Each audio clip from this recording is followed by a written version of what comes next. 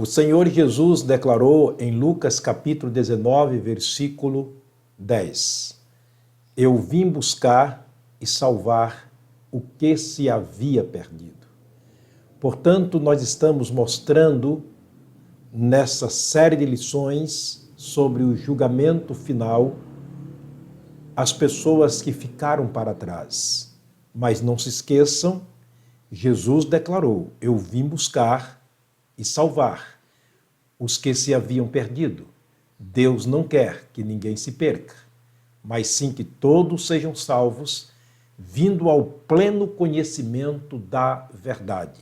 Por isso, essas coisas ficaram escritas para o nosso aviso. Estamos juntos estudando o capítulo 20, versos 11 a 15 de Apocalipse, a grande revelação de Deus sobre o julgamento final. Já aprendemos algumas partes interessantes. Hoje nós vamos para a quinta parte deste julgamento. Na mensagem anterior estudamos o versículo 13, que mostra a ressurreição dos perdidos, tanto da alma quanto do corpo, para estarem perante o Senhor e serem julgados de maneira conscientes e naturais. E agora nós vamos para o versículo 14, quando a Bíblia Sagrada diz o seguinte, Apocalipse capítulo 20, verso 14: E a morte e o inferno foram lançados no lago de fogo. Esta é a segunda morte. Temos aqui alguma coisa importante para se aprender neste versículo. Naquele ato do julgamento, a penúltima façanha desse julgamento foi os perdidos serem lançados, ou seja, melhor dizendo, é a morte e o inferno serem lançados no lago de fogo. Como dissemos na mensagem anterior, o inferno ele é composto de chamas, que é a seção de tormento, onde as almas estão atormentadas, inclusive neste momento, milhões de almas, e o lago, que é um lugar reservado exclusivamente para este dia. E a morte e o inferno foram lançados para dentro do lago de fogo.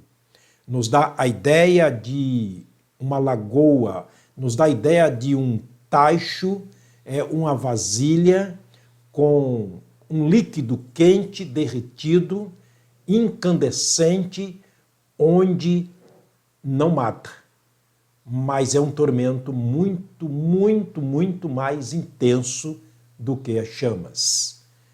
Essa é a verdade que está na palavra do Senhor.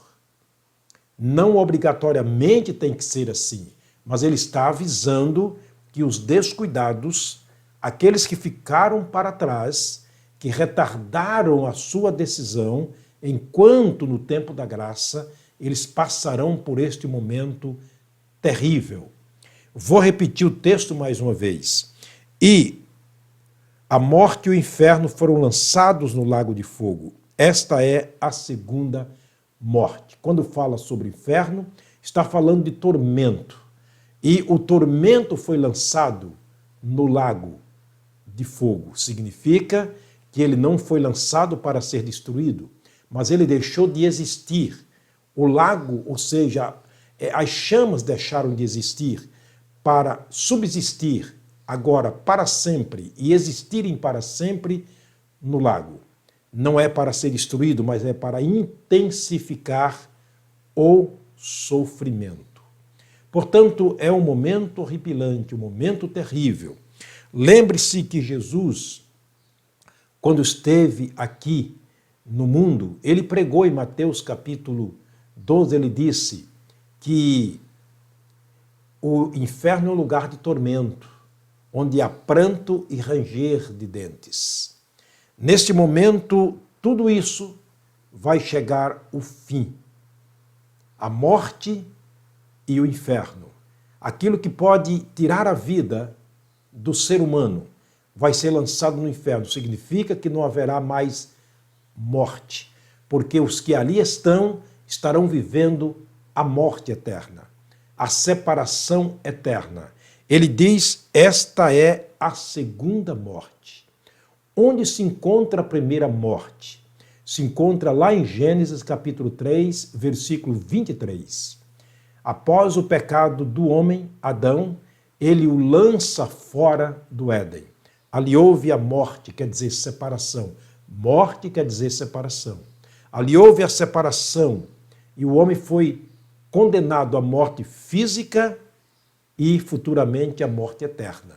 Fisicamente todos morrem como resultado do pecado. A morte é um resultado direto do pecado. O homem sendo lançado para fora do Éden de Deus, ele perdeu o direito ao céu. Portanto, o prenúncio de Deus naquele momento era que todo aquele que viesse a existir de Adão nasceria fora do Éden, fora do jardim, fora do paraíso.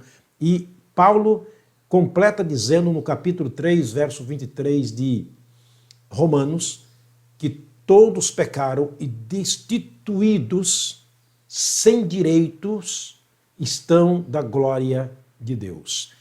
Perdemos o direito à glória de Deus, mantendo fora dos céus, sem rumo, sem esperança, sem Deus, sem vida, sem a vida eterna, até a morte física.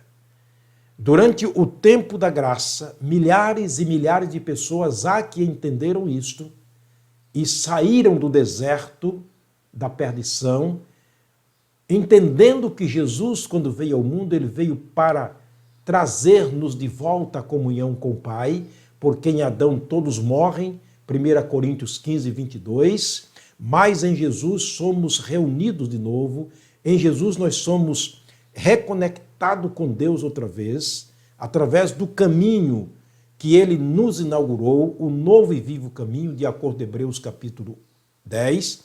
Portanto, neste momento, nesse tempo da graça, muitos que estão entendendo essa verdade voltam-se para Deus. Por isso, Deus falou em Isaías capítulo 55, deixa o ímpio o seu caminho, o homem perverso as suas ações e volte para o Senhor. Ele é grandioso em perdoar. Por isso Jesus, em Mateus capítulo 11, versos 28 a 30, ele diz: vinde a mim todos vós que estáis cansados e oprimidos, e eu vos aliviarei. Tomai sobre vós o meu jugo e aprendei de mim, que sou manso e humilde de coração, e vocês encontrarão descanso para as vossas almas. Por isso ele diz em Lucas 19:10, eu vim buscar e salvar o que se havia perdido. O desejo de Deus na pessoa de Jesus. Todos aqueles que nesse tempo da graça estão entendendo essa dinâmica da salvação, esse sacrifício perfeito, vicário e completo de Jesus na cruz, quando ele diz está consumado, aqueles que entendem que a obra da salvação foi consumada na pessoa de Jesus, por um ato de decisão pública, eles declaram sua fé em Cristo. E para estes, Romanos capítulo 8, verso 1, não existe mais condenação. João capítulo 5, verso 24, não entraram mais em condenação, mas passaram da morte para a vida. Colossenses capítulo 1, verso 13, Deus os tirou do poder das trevas e os transportou para o reino de luz do Filho do seu amor. 2 Coríntios capítulo 5, verso 17, diz que nessa condição, se alguém está em Cristo, nova criatura é. As coisas velhas se passaram, eis que tudo se fez novo. Portanto, esses que estão em Cristo agora não sofrerão o dano da segunda morte, a morte eterna, a separação, banidos da face do Senhor e da glória do seu poder para sempre. Este é o tempo. Este é o tempo de se decidir. Este é o tempo de se reconectar a Deus. Este é o tempo de reconciliar-se com Deus. Paulo, escrevendo aos Coríntios, ele disse: eis aqui agora o tempo aceitável, eis aqui agora o dia da salvação. Esta é a hora, este é o momento, este é o dia. Volte para Deus. Não espere até o final, porque os que esperarem até o final perderão a chance e serão lançados no lago de fogo, e estes sofrerão para sempre a segunda morte, a morte da alma. a morte do espírito, não aniquilamento, não a inexistência, mas um sofrimento eterno do espírito, da alma, lamentavelmente. Espero que o querido amigo esteja compreendendo. Vamos orar mais uma vez. Pai querido, eu peço que mais uma vez o Teu Espírito Santo, enquanto eu estou falando aqui ao ouvido das pessoas, através dessa gravação, dessa mensagem, o Espírito Santo esteja falando bem no profundo do seu coração, levando-os, ó Deus, a se convencerem do pecado, da justiça e do juízo.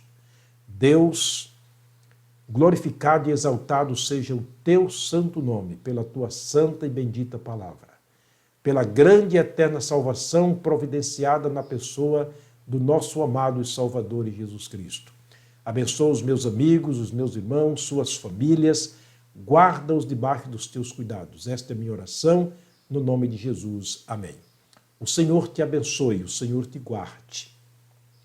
O Senhor abra a tua mente e faça compreender estas verdades e, sobretudo, faça compreender a urgência de receber a vida eterna na pessoa do amado Filho de Deus, o Senhor Jesus Cristo.